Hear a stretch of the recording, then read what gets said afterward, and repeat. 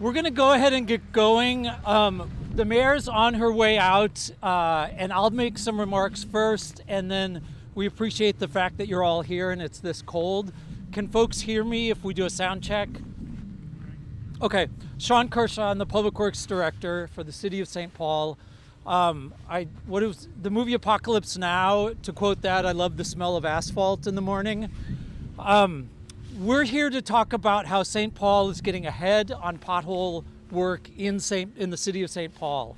If you're a civil engineer and want to come up with the perfect recipe for potholes, it's old streets, it's rain, and it's freeze thaw. And that's exactly what we've had this year.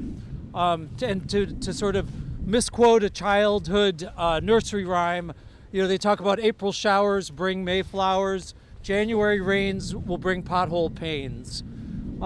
So what we've had this year is about 20 inches of snow, which is pretty normal. We've had rain in December and in January. And what happens with that rain is it goes into the cracks that are in pavement, and when it freezes, it expands and it creates potholes. And the freeze thaw that we've had makes that worse. So we learned if you remember back to 22 and 23, when we had that awful season, not just of snow, but of potholes, we've had pretty much that same recipe this year. Less snow, but we've had rain and we've had freeze thaw. So we know, first of all, that it's going to be a busy season for pothole repair in St. Paul. Unlike 23, we're getting ahead of it earlier than we did then, in part because of the equipment that's behind me. The Bagla machine takes recycled asphalt and it creates a modified hot mix. That hot mix helps us address potholes earlier and in ways that are more durable. It's not as good as what we use during the regular season when our asphalt plant is running, but we're out there earlier than we have been in the past with a mix that is more durable and will help protect our streets. And so I've noticed, because I live in St. Paul and driving around, that our crews have been out there. Right now we're really getting the worst of the worst because it's so cold. But as it warms up, we're going to continue to use the hot mix that comes from the Bagla machine. We'll use cold patch, is what we traditionally use. In fact, I want to clarify that we pothole patch all year. It's cold patch that we traditionally use in the wintertime, and that's what we had in 23. The new machine that we have this year, and the mayor is very excited about that, allows us to put this hot mix out when it's cold, like it is right now. So this is a new ability that the city has to get on top of the potholes we've already seen this year that are really frustrating and really dangerous. I'll pause to change subject slightly because I want to note something that we're hearing about in the community. There's a lot of concern right now, understandably so, from federal agents and the chaos and the destruction, the danger that they're creating in the community. And we're appreciative of the fact that the community is out watching out for their neighbors, and that's a great thing. We've taken calls where people are concerned that some of our city vehicles that are out in neighborhoods, near schools, near churches, and we're opening up catch basins by schools, we're doing pothole work, we're doing the work we do to keep our neighborhoods safe. Our vehicles all say City of St. Paul. Our employees have logos on the back that say City of St. Paul. We'll have equipment that is like here. We are in neighborhoods, and we're grateful for the fact that neighborhoods are looking out for their neighbors. Residents are looking out for their neighbors. And our crews are also out there, and they are clearly marked by the logo and the vehicle logos. So we want people to know that we are out in neighborhoods keeping the streets and our sewer system safe. And it is not, if you see a vehicle like behind me, it's the City of St. Paul doing what we need to do. It's not federal agents. I'm happy to take, before the mayor gets here, any questions. What's the advantage of the hot mix as opposed to the cold mix? I mean, simple. Yeah, the hot mix lasts longer. The bottom line is being able to use a hot mix. This isn't the same as the asphalt that our asphalt plant produces, but this is more durable. So when we patch using the asphalt that comes from the Bagla machine, that patch will last longer through the wintertime. If you notice the cold patch that we put out, it covers the pothole, it makes it safe, but it's not durable and it doesn't last very long and we have to go back. This is more durable and more efficient. And so we can cover more potholes and get the work done so that it lasts longer. And this is new for us just as of we purchased it last year, but we're putting it into place right now thanks to the crews that are over here. The hot mix, you can't use that. The asphalt plant doesn't run because you can't transport it on the back of a truck bed. Yeah, the question is, why can't we open the asphalt plant? The asphalt plant needs a certain temperature to be warm enough for a sufficient amount of time, and we're transporting that through the city, and so the hot mix cools down by the time it's on site. The Bagala machine produces the hot mix on site, and so it's much more efficient, and we're recycling old asphalt. You'll see piles of it behind me here. We're taking that old asphalt, recycling it on site to do a better job of pothole patching. Does this create enough to be helpful to have another one? This machine is helpful. We have so many potholes that it's never enough. And if this is successful, I imagine that we'll want to get another one. But this does allow us to go to the worst sites quickly and do a better job of patching them. How much did that bad boy cost? It was about $15,000. Which is, we're grateful, the city of Minneapolis, we purchased it from them. They're a great partner in this work, and the benefit is enormous to the residents of St. Paul. On the ice piece, have you heard of any call? Have you ever been called and heard, like, hey, is this a public works crew? Is this really a public works crew? And it wasn't. Like, is there Oh, any yeah. indication that they're using ICE is using fake logos? There's absolutely no knowledge that I have that ICE is using fake logos. I've heard that they're wearing high vis sometimes, but I think that is not that frequent. If you'll notice, the National Guard that was out was very clear in having high vis vests on, but there's no indication that ICE is out with fake logos. And it's great that neighbors are looking out for each other. That's a fantastic thing. We want them to know that, also look out for our crews and thank them, and because the crews are out there in cold weather doing really important things for the city. You had mentioned one of your workers was either detained or harassed. I can't remember what. As you may have seen in the news, that a public works employee was detained. They were legally authorized to work, and they were detained, and they're currently in El Paso, Texas. And we're hoping for their release. They had full legal right to work, and they were detained based purely on their country of origin, and are now in El Paso, and they're connected with a lawyer and trying to get them out of there.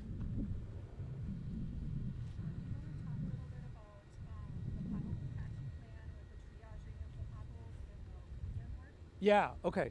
Yeah, so the question is, how do we triage pothole patching, and how do we allocate our time? So when we get calls in, it's not necessarily first in, first responded to. When we get calls, we triage those to really determine how dangerous is that pothole. We got a message in last week about a really bad one that was off University. It was really large. We will put those dangerous potholes first. And so people may contact us and not know why we didn't get back to them right away. It's because we're triaging based on danger for pedestrians or bicyclists or vehicles. We're also doing weekend work. So again, the crews that are here are coming in on weekends as they're able to address potholes then. And I've been in this job almost 6 years, and this year I've noticed, just driving around the city as much as I do, that we're getting more work done more quickly, in part thanks to this overtime and in part thanks to the machine that's behind me. Do you have any sense of changes in numbers of complaints that you've received so far about potholes? Yeah, the question is changes in number of complaints. They're higher this year because, the potholes themselves are worse. I don't think we're at 23 levels yet, but I don't have those numbers on me.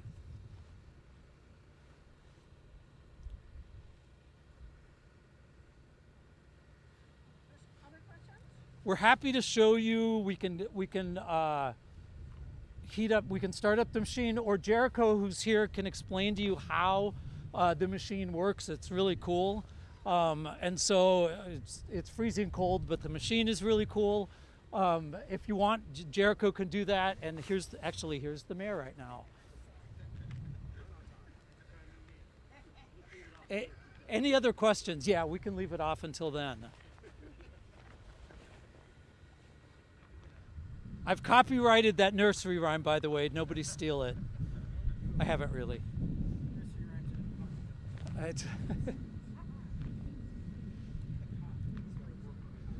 No, and I'll say before the mayor, as the mayor is getting here, I appreciate the fact that the mayor, in her third day, I think, or no, before she was even formally before she assumed office, she came to a snow emergency that we had in early January. She was there in the evening. She talked with the crews that were out there. She rode in the truck for about an hour and a half with Jericho, our street. Getting them warmed up. Okay. Go ahead. I talked a little bit about just what we've been doing and a little bit about the machine. Yeah. And Hi, everybody. I didn't realize there was such excitement over filling potholes. I'm so glad you all are here. Actually, one of the first things I said to our departments was that I wanted to look at the nuts and bolts of how we run our city. And one of those things is, being out in the snow plows, which I got to do with this fantastic crew. But also, they had set up time so that I could come out and see how we fill potholes. With the changing weather patterns and the constant thawing and freezing and the impact that has on our infrastructure, more than ever, we need to do our jobs well. And that means that we have to have more efficient equipment to do it. We have people who are skilled to do it, and that we have to be out and making sure that our residents see that the work is getting done. So I'm really excited to be here. I'm really excited to learn. I didn't realize that there'd be so many of you here being interested with me, but here we go. Let's get it done. Does anybody have any questions for me? Yeah. As you learned about the potholes, hang out with the roads guys, what surprised you that you didn't know about the city of St. Paul and the streets? I learned that even like little things like when we call snow emergency, because people compare our two cities a lot, right? Minneapolis and St. Paul. And to know depending on the days we call it, whether it's Minneapolis is 3 days, 2 days, 3 days, and we are 2 days for when we go out for an emergency, and the impact that has on what people see, right? And sometimes it's just a perception of certain things aren't getting done, but it's because of our different policies. Or, I often want to find out, when somebody says that someone does it better than we do, I go out and I look to see if they're doing it better, and then we ask a lot of questions. And for our team to be able to show me the different types of equipment that we're using and why in certain cities that they're able to get closer to the ground versus ours, and what that means for the really sexy topic of deferred maintenance, and when we have equipment that is older and that we don't have the ability to get new equipment that actually does a better job, that even though we may be out as much and we are working as many hours, that the impact that has on streets looks very different. And so I've learned a lot actually about how we do this work and how hard our teams in public work gets out there and really tries to do right by our residents. But we are limited by some of the equipment that we have and the processes that are in place, and even modernization of I asked, can we get something that shows real time where trucks are so that people can see on a grid where we're out doing some of this work? And it would be wonderful for us to be able to do it, but there's just some challenges around that too. And so, but I'm really excited about their planning and their ability to look at the future and saying, how do we do this better, and what are the things we can implement as we move through life cycles of equipment, and also as we modernize some of the technology that we're using. So yeah, I've learned a lot, maybe more than I probably should want to know about it, but it's really exciting. I don't know. I hope everybody's excited about it as I am. Any other questions?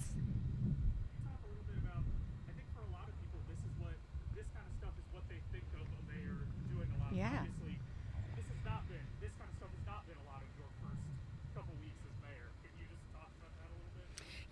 Yeah, 3 days into my administration, there was the shooting of Renee Nicole Good, and that really put public safety and our communities front and center. But I am really thankful that, I did something that no mayor has done before, and that was change the structure of our mayor's office.